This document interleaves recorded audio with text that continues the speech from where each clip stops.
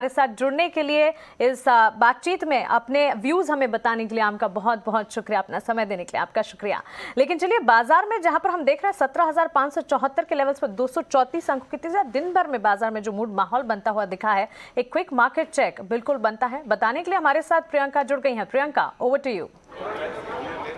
बिल्कुल शुक्रिया मानसी। देखिए, आज बाजार में जिन सेक्टर्स पर क्लियरली आज एक पॉजिटिव टेक आया, उन सेक्टर्स ने परफॉर्म किया, और जहां पर बाजार को एक्सपेक्टेशन थी और उस एक्सपेक्टेशन के विपरीत डिसीजन आया या फिर कुछ नहीं आया, वहां पर हमें क्लियर रिएक्शन।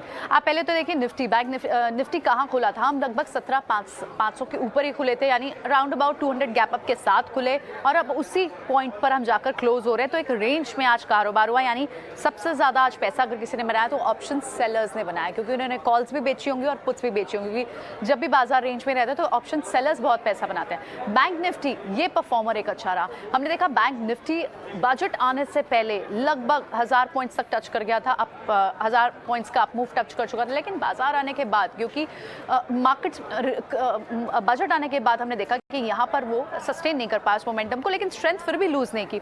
सबसे की टेक्स क्या थे? पहला टेक, अगर मैं आपको उन स्टॉक्स की अब बात करूं जहां पर सबसे ज्यादा मूव आया और सबसे ज्यादा गिरावट आई, तो वो कौन से थे?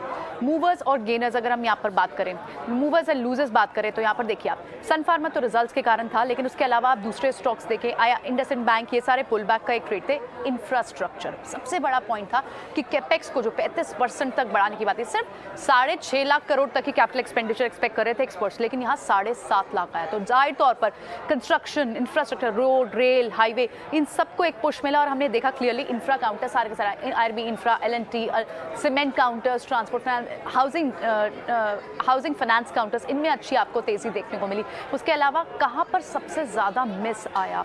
बजाज फाइनेंस, क्योंकि डिजिटल वॉलेट्स, डिजिटल पेमेंट्स की भी बात हुई, तो यहाँ पर भी एक इनको बेनिफिट मिलता हुआ दिखाई दिया। अब किन स्टॉक्स में आपको कोई मूव नहीं दिखा, उसमें सबसे ज़्यादा लूजर आपको बीपीसीएल दिख रहा है। उसका रीज़न है क्योंकि डिसइन्वेस्टमेंट के टारगेट को आप देखिए तो पहले ही FY22 के डिसइन्वेस्टमेंट के टारगेट में सिर्फ 5.5% को हम अचीव कर पाए, तो वो तो लक्ष्य से शॉर्ट रहा है। बीपीसीएल का डिसइन्वेस्टमेंट इस फाइनेंशियल ईयर में अब तक मुश्किल दिख रहा है। ये एक बड़ी वजह रही जिसकी वजह से आप देख रहे हैं कि बीपीसीएल पे 4.5%, और इनफैक्ट सारे डिसइन्वेस्टमेंट के काउंटर्स आप देखेंगे ना, कॉनकॉर, CIO, IDBI बैंक, इनमें सब में एक डाउनफॉल था। तो ये एक मिस रहा बजट में कि डिसइन्वेस्टमेंट का जो टारगेट भी जो बात की गई है FY23 के लिए, वो भी बहुत छोटा दिखाई दे रहा है। तो ये इन नटशेल बाजार के आज मूव्स मानसी। क्लियरली प्रियंका, शुक्रिया इन नटशेल सब कुछ हमें बताने के लिए, और यहाँ पर हिट्स एंड मिसेस, साथ ही बाजार का क्विक चेक। यहाँ पर of course BPCL, IOC, HPCL पर अर्निंग्स का रिएक्शन भी था जो कि नजर आया, लेकिन हमारे साथ हमारे टेक्निकल एनालिस्ट दिन भर जुड़े हैं, और इस वक्त रोहित सिंगरे, नागराज